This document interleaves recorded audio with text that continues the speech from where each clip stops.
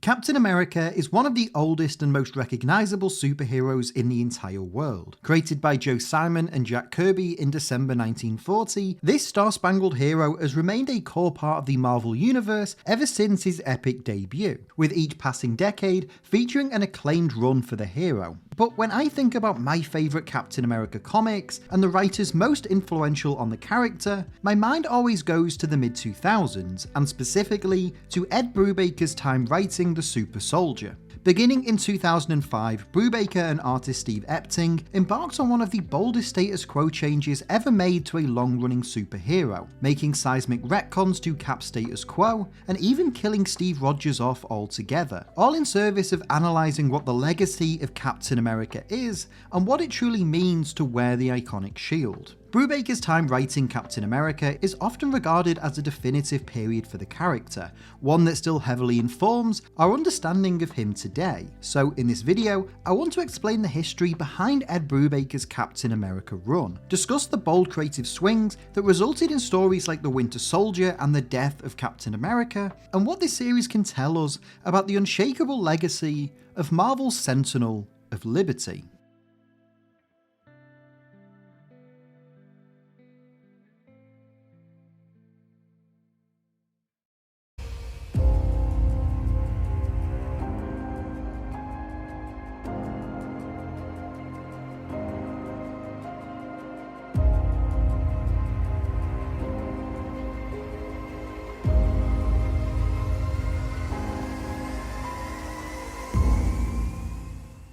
Before we continue though, just a quick reminder to leave a like on this video if you enjoy it, and subscribe to Owen Likes Comics so you don't miss out on any future videos.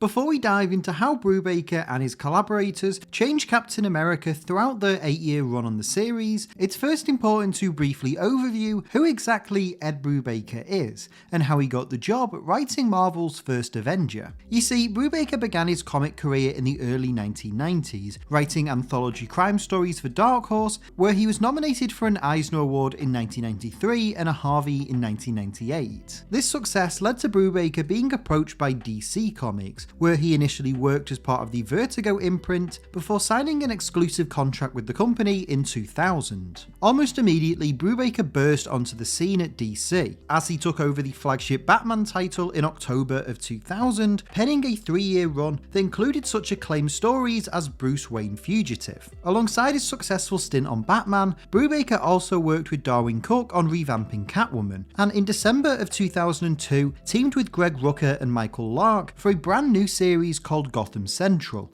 which focused on the everyday adventures of the GCPD. Gotham Central quickly became a cult hit for many, with Brubaker, Rucka and Lark all being nominated for Eisners in 2003. This meteoric rise throughout DC caught the attention of Marvel. As such, in late 2004, the company announced that Brubaker had signed an exclusive deal with them, and that he would take over as the new writer of Captain America. It's worth noting that this was a dream project for the writer, as Brubaker had grown up as a huge fan of Steve Rogers. However, the Star-Spangled Hero had experienced something of a rocky start to the new millennium. You see, before Brubaker's arrival, the Captain America series had seen several writers come and go in quick succession, including Dan Jurgens, John Nay-Reber and Robert Kirkman. Particularly in the aftermath of 9/11 and a world that was becoming increasingly divided both on and off the page, the role and meaning of Captain America was seemingly being called into question, and Marvel sought to find a writer who could boldly reconfigure Steve Rogers' status quo for a brand new era. In addition to his solo series needing a new direction, Cap's role in the Avengers was also experiencing some turbulence. While he had been a major player in Kurt Busiek and George Perez's Avengers run, their successor Brian Michael Bendis arrived on the title in 2004 and immediately changed everything. His debut storyline, Avengers Disassembled, saw the group hit with disaster as the Scarlet Witch betrayed her longtime friends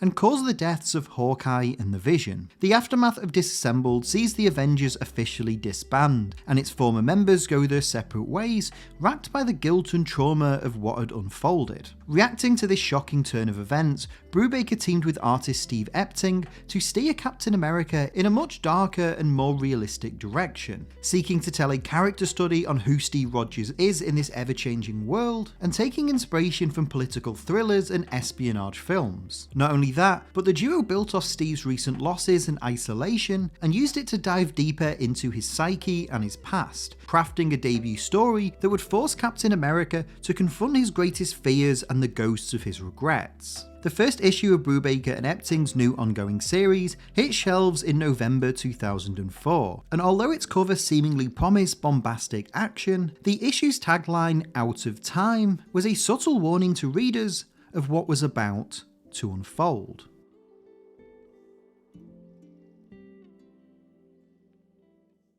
Ed Brubaker and Steve Epting's first year on Captain America focused on the unexpected appearance of a mysterious person with connection to Steve Rogers' past, forcing Cap and his allies to confront a dark truth. Their debut issue is an excellent subversion, as it primarily builds up the Red Skull to be the series' overarching foe, showcasing his return to New York and regaining of the Cosmic Cube, before the villain is shockingly murdered at the end of the issue, with the narrative throughline going forward instead being Steve and S.H.I.E.L.D.'s investigation into who killed him and why. This mystery ultimately leads Cap to discover the existence of the Winter Soldier, a former Soviet assassin largely believed to be an urban legend. As Steve, Nick Fury and Sharon Carter are forced to deal with the power struggle that ensues with the Red Skull's death, bringing them into conflict with the mercenary Crossbones and former KGB General Alexander Lukin, the Winter Soldier makes his presence known by targeting individuals linked to Cap's past, such as Jack Monroe, who portrayed Bucky while Steve was frozen in ice, and later adopted the identity of Nomad. These plotlines all coalesce when Sharon Carter is kidnapped by the Winter Soldier, forcing Steve into a trap when he attempts to rescue her. The ensuing conflict sees Cap fight the mysterious hitman for the first time, and upon doing so, he discovers that it is in fact Bucky. Issues 8 and 11 provide a detailed flashback to explain Bucky's fate, with Brubaker revealing that although he was presumed dead following a mission gone wrong in World War II, his body was later recovered by the Soviet Union, who erased his memory and experimented on him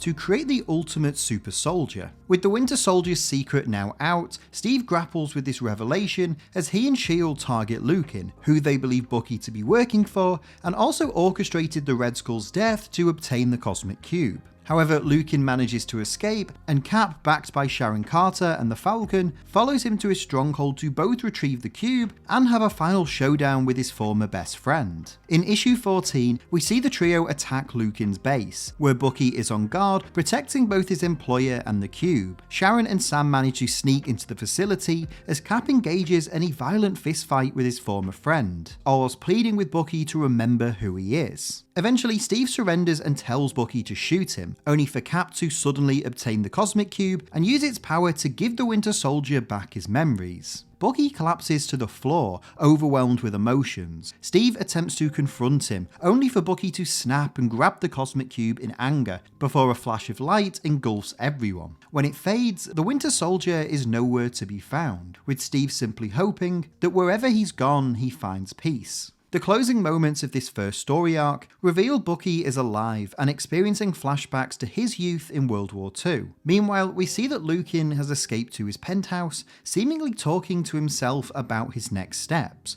before his reflection in the mirror reveals that the Red Skull is somehow within his consciousness. As far as debut story arcs go, The Winter Soldier is a tour de force for Brubaker and Epting. From its very first page, the duo set out the tone and style of what their Captain America run will be, a dark, complex political thriller that challenges fans' expectations about who and what Captain America is. Although Bucky has today been around for close to 20 years and has become a prominent part of the Marvel Universe, both in comics and the MCU, it's hard to express just how big of a retcon the Winter Soldier was. Bucky Barnes was a big part of Captain America's stories during the golden age of comics, effectively serving as the Robin to Steve's Batman. However, when the Star-Spangled Hero was resurrected in 1964, Stan Lee and Jack Kirby chose to omit Bucky, instead revealing that he died during the war, and for for the next 40 years, Bucky was simply an old friend that Steve had lost on his journey. For Brubaker though, Bucky was a personal favourite character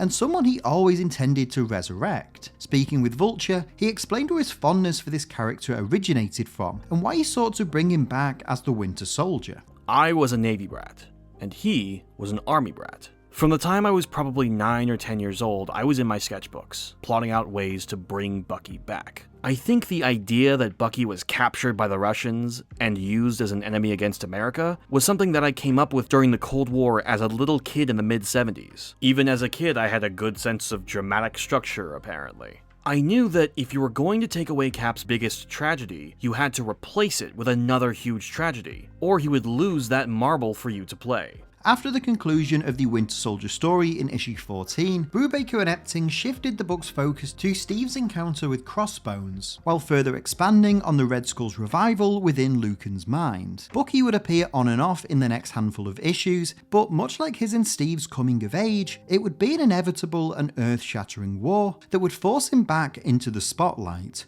just in a way that nobody could have expected.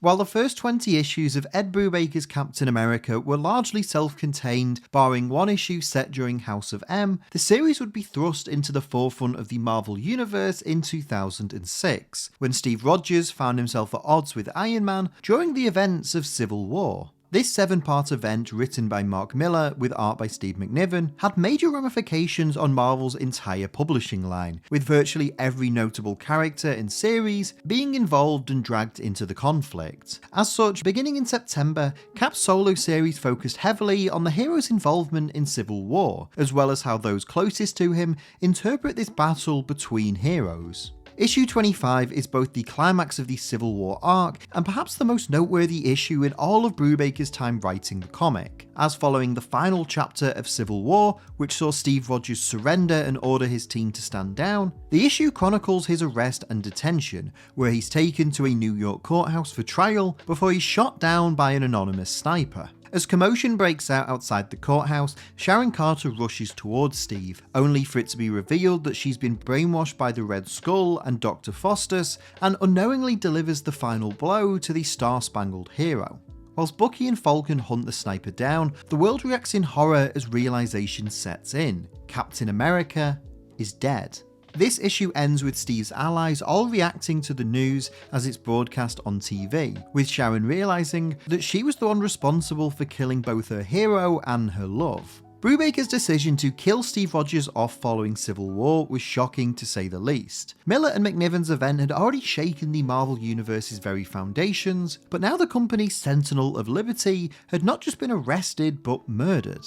Although this was an unexpected turn of events, Brubaker had already plotted out Steve's death for some time. During a 2007 interview with CBR, the writer explained that the final decision was made between me and editor Tom Brevoort after the big Civil War summit meeting. I told him what I wanted to do and how I wanted to do it, and then I began laying the groundwork for it in the Civil War tie-in issues of Captain America. Civil War left me with a few options, but most of them I felt I had explored already in Captain America or in other recent books. I decided to bump up the timeline on my big Red Skull Strikes Back story instead, and go straight for the jugular. The basic idea of this arc, the death of the dream, is something I've been building towards since issue 1. Some of the beats and the way it goes down, of course, have been altered since this follows Civil War's ending so closely. With Steve now gone, Brubaker and Epting unveiled the next phase of their run, centering around the universe's response to Cap's passing and the inevitable battle for who picks up the iconic shield. Running from issues 26 to 34, Brubaker gradually promotes Bucky Barnes to being the series' main protagonist, focusing on both the guilt he feels for his time as the Winter Soldier and also failing to save his best friend, into the fuel he needs to accept the mantle of Captain America. During this process, Bucky finds himself at odds with Iron Man, who has now been appointed the head of S.H.I.E.L.D., but as the Red Skull, now having fully possessed Lucan's body, begins to enact his grand plan to seize power, it's soon to become apparent that Bucky is the only person capable of keeping Steve's legacy alive. Issues 34 to 36 officially mark Bucky's debut as Captain America. After Tony discovers a secret letter written by Steve before his death, he agrees to give the shield over to Bucky, suited up in a sleek new costume, and after discovering Red Skull's plans to crash the American economy, our new hero battles Crossbones and the Serpent Society, all while announcing his presence to the world. The fallout of Bucky's debut sees the Red Skull revive and brainwash William Burnside, who had previously served as Captain America in the 1950s, masquerading him as the real Steve Rogers, while also kidnapping a pregnant Sharon Carter. Cap and Falcon attempt to rescue Sharon, leading to an epic showdown between Bucky and Burnside in issue 40. Here, Bucky asserts himself as the rightful heir to the mantle, while Falcon, alongside Black Widow and a redeemed William Burnside, help to rescue Sharon from the Red Skull. By the end of this story arc, Bucky Barnes had fully asserted himself as the true Captain America. However, it should be noted that the story of him ascending to this role was told over a much longer time than Brubaker first anticipated. During a 2012 interview with Comics Alliance, Brubaker reflected on this period, stating, "It was partly a situation of the book being a huge success then, and Marvel saying, hey, if you have more story here, play it out. Don't rush bringing back Steve. And partly that after the first few issues post-Cap death, I realized how much fun writing the world without Cap would be. We don't often spend enough time on ramifications in mainstream comics, so here was a place to build a whole storyline around them. The basic plotline of the Red Skull and Lucan and the Kronos Corp were all the same as my initial plans for my pitch. I just changed the heroes' plotlines, let the characters breathe more, and followed them where they wanted to go. The ultimate destination was always the same, I just wasn't entirely sure how I'd get there, until Bucky became the new Cap."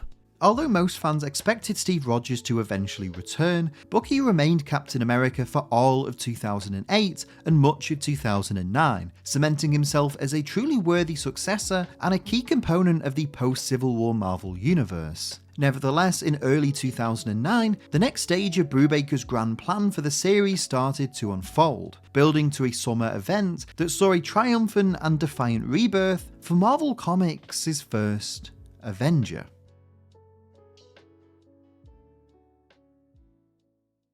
By the start of 2009, Bucky Barnes had served as Captain America for over a year, with this significant change to Marvel's status quo being incredibly well received by readers. During this period, Ed Brubaker's run on Captain America continued to go from strength to strength, with the series now focusing on Bucky grappling with both the struggles of living up to Steve Rogers' legacy and also his trauma and past as the Winter Soldier. Alongside this, Bucky played a pivotal role in key events and stories within the broader Marvel universe, joining the New Avengers and appearing in the 2008 crossover event Secret Invasion. In April of 2009 though, in the pages of Captain America issue 600, Marvel released a cryptic teaser that simply read Reborn, listing Brubaker and artist Brian Hitch in being involved in this mysterious project. Several months later, the company formally unveiled Captain America Reborn, a 6-issue limited series that would see Steve Rogers be revived and also reveal the shocking truths behind his death. The preceding issues of the main Captain America title, issues 600 and 601, take place during the first anniversary of Steve's assassination after Civil War, with the world mourning and contemplating the memory of the Star-Spangled Hero. Here, we see Bucky attending a ceremony with other members of the New Avengers, until Norman Osborn, wearing his new Iron Patriot armor, delivers a distasteful speech about how Steve should be remembered. As the New Avengers watch on in horror, Sharon Carter searches for the gun she used to deliver the killing blow, believing it will unlock some way to bring Steve Rogers back. Starting in July of 2009 and running for the rest of the year, Captain America Reborn opens with Sharon confessing her role in Steve's death to the other members of the Avengers, giving Hank Pym the gun, who, when analysing it, claims that it was made by Dr. Doom. As Hank and the Avengers investigate this, we follow Bucky and Black Widow infiltrating a Hammer base, where they're captured by the Thunderbolts. Cap and Natasha come face to face with Norman Osborn, who reveals he's now working alongside the Red Skull and Armin Zola. Zola states states that he had previously built a time machine to try and retrieve Steve from the past, believing they could bring him through time and place him under the Red Skull's control, only for the machine to be damaged by Sharon Carter, and now the original Cap is left somewhere stranded in time. Norman issues an ultimatum to the heroes, keeping Bucky in captivity while sending Natasha back to the Avengers, under the condition that she forces Sharon to surrender herself to Hammer.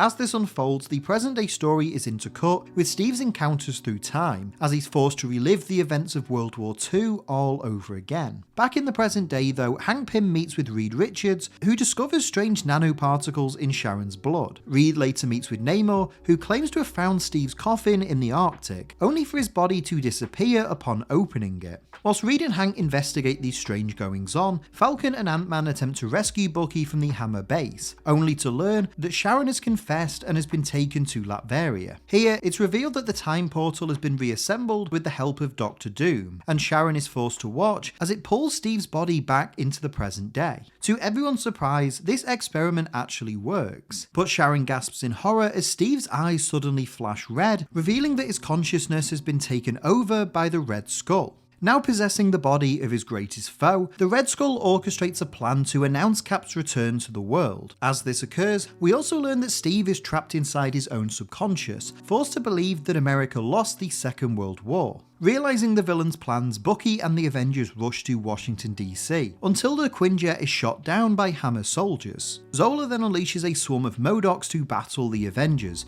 as Bucky comes face to face with the Red Skull in Steve's body. In the book's climactic issue, Red Skull manages to overpower the new Captain America, preparing to kill him until Steve fights from within his own subconscious and eventually regains control of his body. With Steve Rogers now officially back, he and Bucky share a heartfelt reunion before joining the Avengers in their fight against the MODOK army. Meanwhile, Vision and Hank Pym enter the Red Skull's ship to rescue Sharon Carter, but upon doing so, they discover the villain has now placed his consciousness into a giant robot. The Avengers struggle to fight the hulking Skull until Sharon activates a series of missiles from the ship, shooting Red Skull directly in the heart and incapacitating him. The Avengers celebrate Steve's resurrection before fleeing the scene, as we see Norman Osborn being briefed on the Red Skull's failure. He then meets with Sin, whose face was scarred in the battle and now resembling her seemingly deceased father. Reborn, though, ends with Steve returning to his normal life, but upon doing so, experiences a sudden and strange vision, witnessing a dark apocalyptic future where the Avengers are dead and an alien armada has conquered Earth. Steve returns from this premonition to find Sharon Carter there waiting for him, and the two lovers share a quiet and romantic moment, reflecting on everything that's transpired. For all of their monumental ups and downs over the preceding few years, one thing is unmistakably true. Steve Rogers is alive and well, and the spirit of Captain America lives on much stronger than perhaps ever before.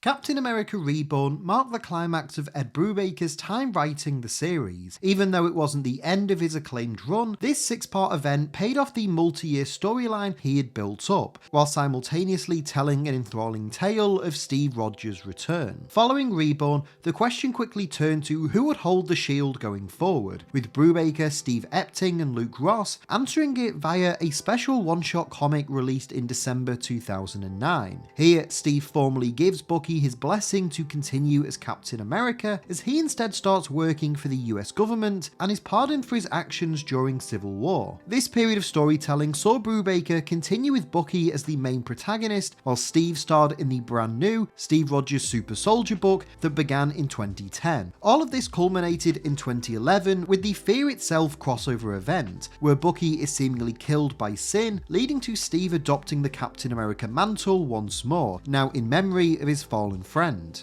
Following Fear Itself, the Captain America series would be relaunched with a new #1, and Steve returned to the starring role. Marvel would later reveal that Bucky survived though, but instead of serving as Cap once again, he instead returned underground and to his Winter Soldier persona, receiving a solo book in early 2012 that Brubaker also wrote. In October of 2012 though, Ed Brubaker formally announced that he was stepping away from Captain America and Marvel Comics, having worked at the company for the previous 8 years and spent his entire tenure working on this long-running saga. Although he continued to write the newly launched Winter Soldier series, Brubaker shifted focus to working on creator-owned and independent comics, launching Fatale in 2013 with longtime collaborator Sean Phillips. Reflecting on Brubaker's tenure on Captain America, I think this run is one of the most noteworthy in Marvel's modern history and a definitive period for the company's Sentinel of Liberty. 8 years is a long time to write one continuous story in modern comics, and Brubaker, alongside his collaborators, were able to completely rebuild Cap's mythos from the ground up, making sweeping retcons to the hero's past and present,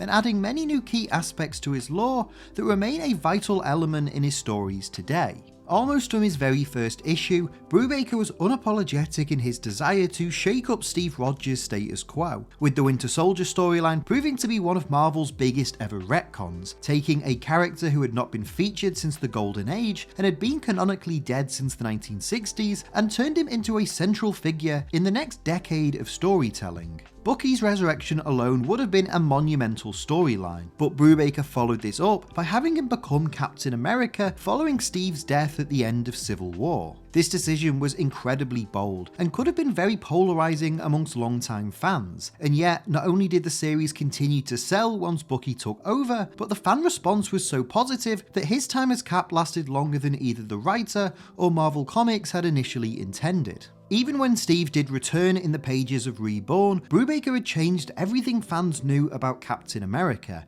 and effectively created a new character who could not only fight alongside Steve, but was also an accepted successor to the mantle. Although legacy heroes were by no means a new concept in the mid-2000s, the reader's acceptance of Bucky as Captain America helped to normalise and warm audiences to other heroes stepping into their favourite characters' shoes, with subsequent years seeing Dick Grayson becoming Batman in 2009, Miles Morales becoming Ultimate Spider-Man in 2011, and Sam Wilson aka Falcon having his own run as Captain America that began in 2014. Alongside this, Ed Brubaker's take on Captain America has some pretty interesting overarching themes, particularly in what it says about legacy and the burden of responsibility. For all of the grand storylines and plot points that Brubaker told throughout his multi-year saga, the idea of individuals grappling with the burden of their past is a recurring theme in almost every arc of this run. For Steve, this manifests early on as his guilt towards not saving Bucky, then for the Red Skull's resurrection, and even for the conflict that tears the superhero world apart during Civil War. Likewise, Brubaker's Bucky is a character almost defined by his guilt. Firstly, he's forced to reckon with his actions as the Winter Soldier, and then only once he started to make amends, he's haunted by his inability to prevent Steve's assassination, with this regret ultimately driving him to accepting the shield and becoming Cap to honour Steve's legacy.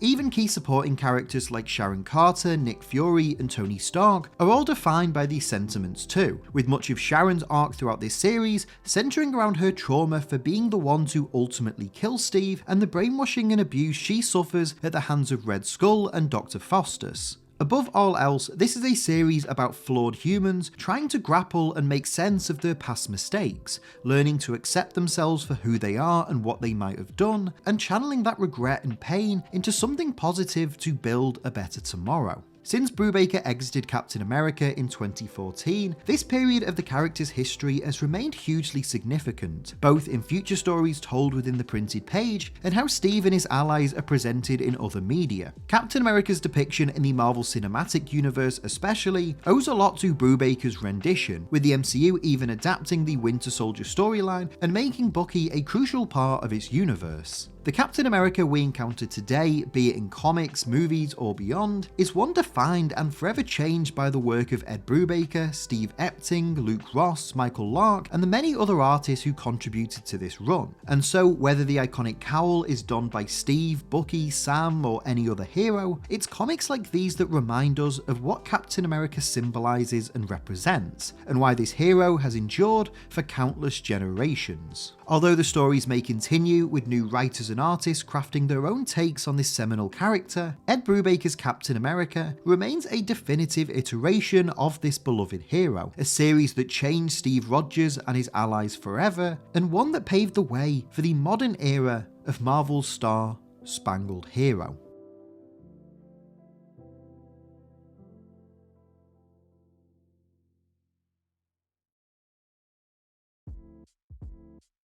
Hey everyone, thank you so much for watching today's video. I hope you enjoyed it. If you did, please make sure to leave a like on this video and leave a comment down below as well.